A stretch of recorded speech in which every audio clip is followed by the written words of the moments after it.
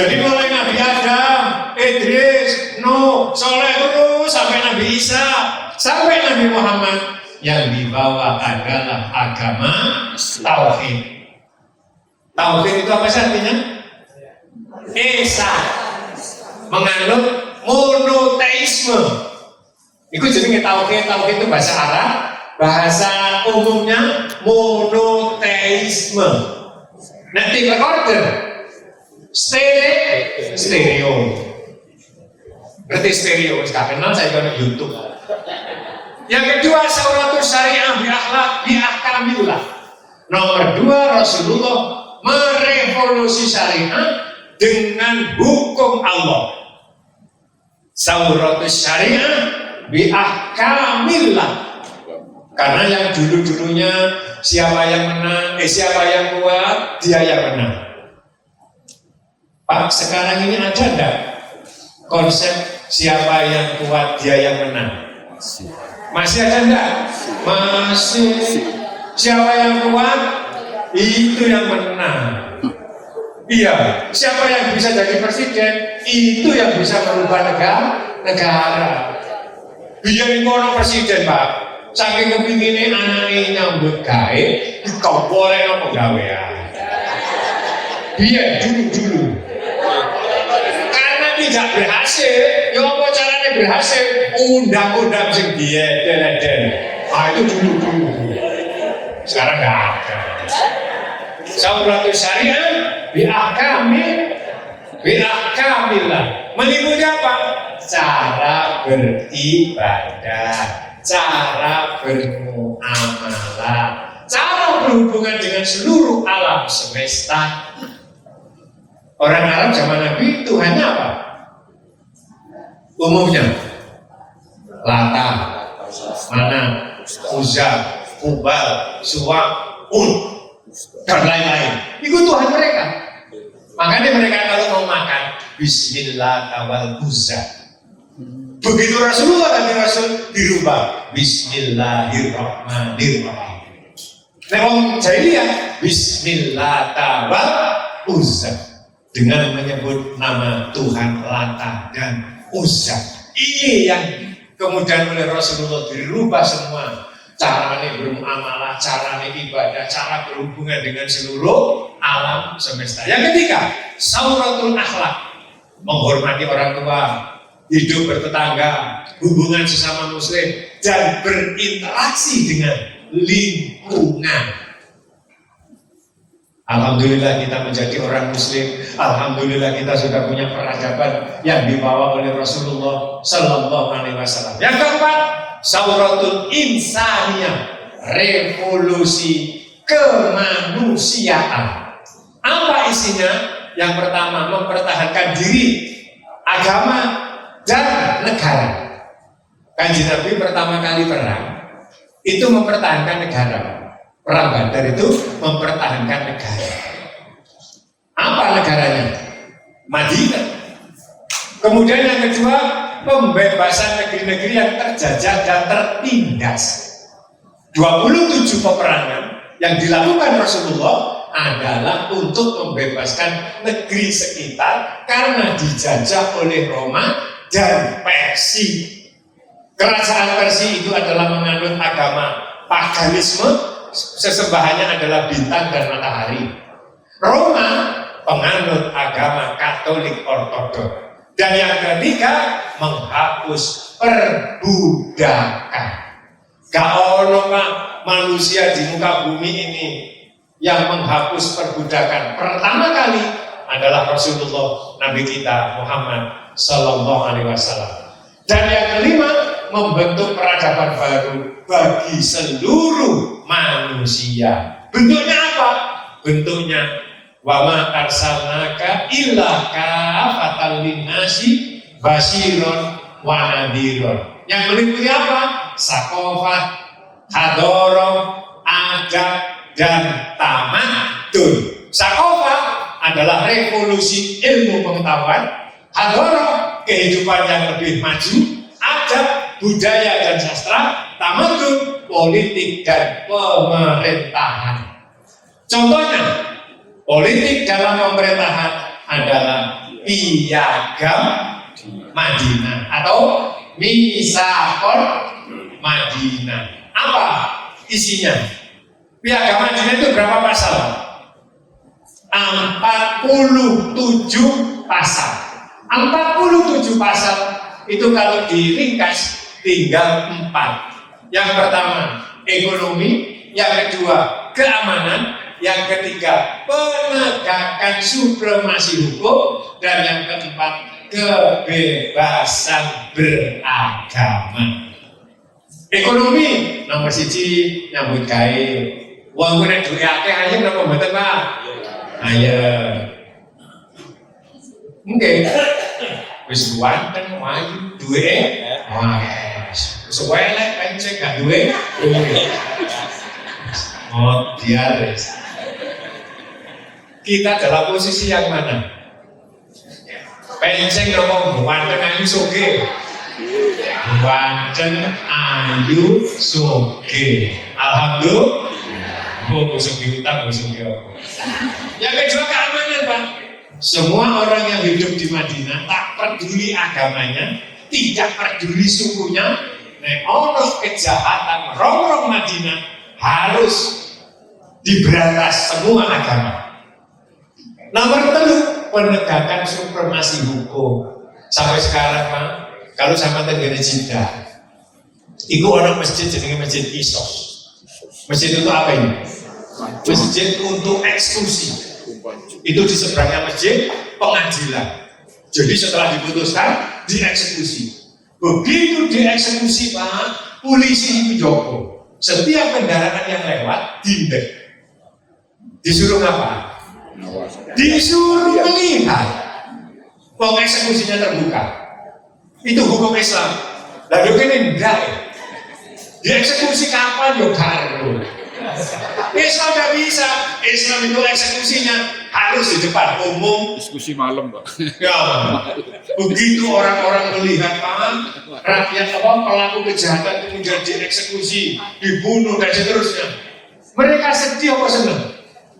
Senang apa sedih? Senang, Pak. Mereka tepuk-tepuk berteriak bangga dengan negaranya karena hukum dijalankan. Di sini kan tidak. Menteri Agama yang penjara. Kulo niki wong Sidoarjo. Bupati teteh telune niku yasinan tengene penjara. Sekolah kamar di mana? Yesus. Di Lukas ini iso Menteri Agama iki. Ya, ada pansus. Allah. Yang keempat kebebasan beragama. Ibu-ibu sering pernah melihat pengajian maulud-mulutan, terus kemudian embong nuntut dalam di Surabaya. Banyak ya? Sama nang Mekah, Madinah, Jeddah, Mesir, gak akan ada. Dong ini Pak ngaji mulai subuh sampai subuh. Kalau pakai minggu, uri paling enak ikutan Indonesia. Indonesia paling enak itu Pulau Jawa. Jangan tersinggung yang luar Jawa. Di Jawa paling enak Jawa Timur. Jawa Timur paling enak Surabaya. Jangan aku sih Pak. Surabaya itu Pak boleh warung 24 jam. Mulai angkringan sampai warkop. Jenenge warkop mulai umum wedang kopi, wedang jeruk, wedang teh, kopi panas, kopi dingin nggih. Sing gak tepat itu minum apa, Pak? Sing gak sehat. Kopi susu.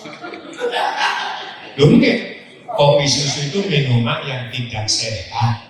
Kok iso Ustaz? Kopi ini ngejak melek, susu ini ngejak turu. Gak sehat. Mulai itu menang.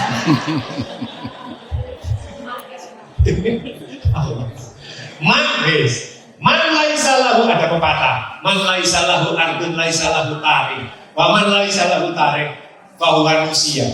Barang siapa yang tidak punya tempat berpijak, ia tidak pernah bisa mengukir menoreh sejarah. Barang siapa tidak mampu mengukir sejarah, ia pasti akan dilupakan. Bapak Ibu, ketika peradaban ini diterapkan oleh Rasulullah dengan sistem tamadun 47 pasal terus bergerak. Begitu beliau wafat, diganti Abu Bakar 2 tahun. Abu Bakar wafat, diganti sahabat Umar bin Khattab. Sistem khalifah. Saya tidak bicara yang lain, Pak. Ini sejarah. Begitu berlangsung sampai tahun 1924, Islam dibangun di atas dunia. 1924, kekhilafahan Turki Utsmani hancur. Siapa yang menghancurkan? Kemal Pasha Atatürk. Dialah orang yang menghancurkan syariat negara yang dibangun oleh Rasulullah sampai tahun 1924. Tahun 1925, Universitas Al-Azhar Mesir ikut mengundang para ulama sedunia dari Mesir, dari India, dari Pakistan dan sekarang Pakistan, dari Maroko, dari Arab, termasuk dari Indonesia. Ada 1.000 ulama datang ke Mesir mengadakan rapat 2 hari 2 malam.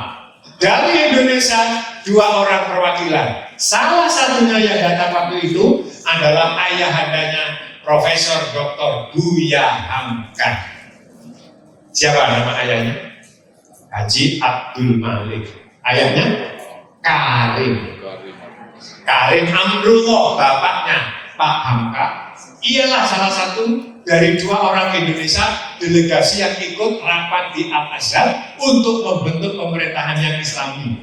Setelah jatuhnya Turki Utsmani, rapat rong dino rong bengi Pak wong 1000 sak donya gak ono hasilnya. Kalau sudah terbentuk, ini nanti siapa yang memisahkan? Gak sepakat. Ibu kotanya Dondi gak sepakat. Akhirnya 2 hari 2 malam ittafaku alla yattafiku, sepakat untuk tidak bersepakat. Di rapat rong dino rong bengi tidak menghasilkan apa-apa. Pulang ke negaranya masing-masing. Tahun 1928 berdirilah Partai Arab pertama, namanya Partai Ba'as. Sengketeno jenenge Michel Aflaq, menantunya Golda Meir, seorang Israel yang kemudian Michel Aflaq ini orang pertama yang ngebom masjid Palestina. Haluannya apa? Haluannya nasionalis, sekuler, sosialis. Akhirnya orang-orang Islam yang masih punya hero mendirikan partai tandingan yang didirikan oleh Syekh Hasan Al-Banna, orang Maroko yang hidup di Mesir.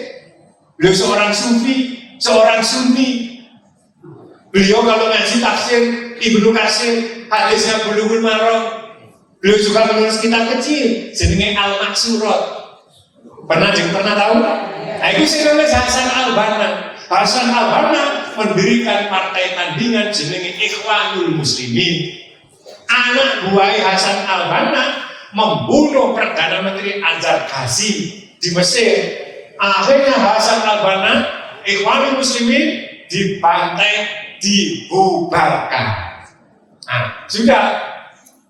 Kemudian setelah itu Ikhwanul Muslimin bubar, berdirilah anak yang baru namanya Jama'atut Takfir wal Hijrah. Jama'atut Takfir wal Hijrah. Pendirinya siapa? Sayyid Qutb, Hasan Muhandis, dan lain-lain. Sayyid Qutb itulah yang menulis kitab tafsir Fi Dilalil Quran. Akhirnya apa? Semua ulama-ulama besar, kurang lebih 20 digantung oleh pemerintah Mesir, termasuk adalah Syekh Ad-Dahabi, penulis tafsir Al-Mufassirun, dan Sayyid Qutb, penulis tafsir Fi Dilalil Quran. Setelah ini dibubarkan Jama'atul Takfir, karena apa? Semua umat Islam yang tidak satu golongan kafir. Orang-orang Mesir, ulama besar Mesir, Pak, kafir. Mekah kafir, Madinah kafir, Indonesia kafir. Itu Jama'atul Takfir wal Hijrah. Begitu ini bubar, lahirlah anak baru, namanya Hizbut Tahrir. Didirikan oleh Syekh An-Nabhani, orang Palestina, kemudian berjumpa sampai ke Indonesia, diberi nama Hizbut Tahrir Indonesia. Dari sisi akidah bagus, dari sisi syariah baik, tapi Hizbut Tahrir yang diusung 3, jihad, hijrah, dan khilafah. Karena ini bertentangan dengan NKRI, lalu pada waktu pemerintahan Susilo Bambang Yudhoyono dibubarkan. Kenapa Pak Indonesia sekarang menjadi rujukan dunia? Ada 2 hal. Yang pertama, karena Indonesia punya organisasi sosial. Yang pertama Muhammadiyah, yang kedua NU. Yang ketiga, punya majelis ulama. Jadi sekarang Indonesia ini menjadi rujukan dunia. Kok iso? Punya lebih dari 17.000 pulau, punya ribuan bahasa, punya ribuan suku, dan puluhan agama di negeri ini. Tapi hidup dalam kebinekaan. Dari sini kemudian muncullah sebuah peradaban baru di Indonesia yang didalangi oleh Muhammadiyah, namanya Islam berkemajuan, didalangi oleh NU, namanya Islam Nusantara, didalangi oleh Majelis Ulama, namanya Islam Wasatiyah. Jadi di Indonesia ada 3 Islam Wasatiyah, didirikan oleh Majelis Ulama, Islam berkemajuan didirikan oleh Muhammadiyah, dan Islam Nusantara yang didirikan oleh NU. Inilah waktu kenapa negeri ini tetap bertahan utuh, rukun, tentem, kerto, raharjo. Masih ada waktu 4 jam, saya buka dialog. Ada yang bertanya? Allahumma kalau kesempatan. Oh, Mas. Apa Pak? Wah, Islam Nusantara. Ada lagi? Apa? Sekilas, Islam Nusantara itu Islam di Indonesia yang masih mengakui kearifan lokal. Artinya apa? Masih wong Islam urip di Indonesia sing gelem mulutan, gelem melo peringatan nuzulul Quran,